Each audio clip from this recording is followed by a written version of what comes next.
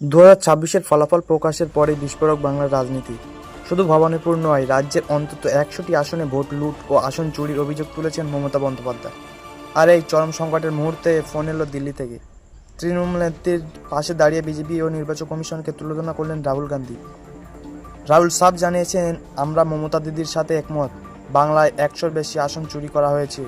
কেন হঠাৎ এমন অভিযোগ? নির্বাচন কমিশন কি তবে সত্যিই বিজেপির হয়ে খেলছে? আজকের বিশেষ প্রতিবেদনে এই মহাজোটের নতুন সমীকরণ। সোমবার রাত থেকেই উত্তপ্ত নবান্ন। মুখ্যমন্ত্রী অভিযোগ করেছেন, কাউন্টিং সেন্টারে ইচ্ছে করে লোডশেডিং করা হয়েছে এবং সিসিটিভি বন্ধ করে ইভিএম বদলে দেওয়া হয়েছে। তিনি নির্বাচন কমিশনকে বিজেপির কমিশন বলে দাগিয়ে দিয়েছেন। ঠিক এই সময় রাহুল গান্ধী তাকে ফোন করেন এবং পরে সোশ্যাল মিডিয়ায় লেখেন, অসম এবং বাংলা হলো ভোট চুরির জ্বলন্ত উদাহরণ। রাহুলের দাবি, হরিয়ানা ও মহারাষ্ট্রে বিজেপি যে প্লেবুক ব্যবহার করেছিল, এবার বাংলাতেও সেই একই চিত্রনাট্য মেনে ভোট চুরি করা হয়েছে।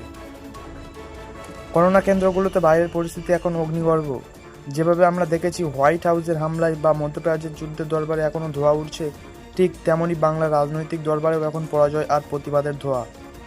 আহত কর্মীরা যেমন আতঙ্কগ্রস্ত হয়ে দিন কাটাচ্ছে, তেমনই সাধারণ ভোটারদেরও মনে আজ সংশয়। মমতা বন্দ্যোপাধ্যায় একই জয়কে অর্থনৈতিক ও অবৈধ বলে ঘোষণা করেছেন।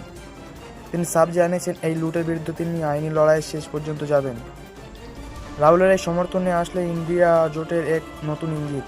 একদিকে ডোনাল্ড ট্রাম্প যেমন তার উপর হামলার পর মার্কিন নিরাপত্তা নিয়ে প্রশ্ন তুলেছিলেন, তেমনই রাহুল ও মমতা আজ ভারতের গণতান্ত্রিক প্রতিষ্ঠানের নিরপেক্ষতা নিয়ে প্রশ্ন তুলেছেন। বিজেপি অবশ্য এই অভিযোগকে হারের অজুহাত বলে উড়িয়ে দিয়েছে। তাদের দাবি, মানুষ যখন বাণিজ্যিক গ্যাসের ১,০০০ টাকা মূল্যবৃদ্ধির মতো সংকট ভুলে বিজেপিকে ভোট দিয়েছে, তখন এই ধরনের অভিযোগ তোলা হাস্যকর। অভিষেক বন্দ্যোপাধ্যায় ইতিমধ্যে শনিবারের বৈঠকে এজেন্টদের নির্দেশ দিয়েছেন সব নথিপত্র গুছিয়ে রাখতে। সুপ্রিম কোর্টও যদি জানিয়েছিল কমিশন তাদের বিজ্ঞপ্তি মেনে কাজ করবে, কিন্তু এখন যখন কংগ্রেস ও তৃণমূল একজোটে ভোট চুরির অভিযোগ তুলছে, তখন শীর্ষ আদালতের ভূমিকা কী হবে সেদিকেই নজর সবার।